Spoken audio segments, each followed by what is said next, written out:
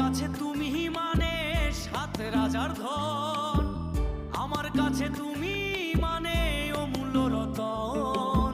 তোমার কাছে হয়তো বন্ধু আমি কিছু না, তাই তো তোমার স্বপ্নে বন্ধু আমি আসি না। আমি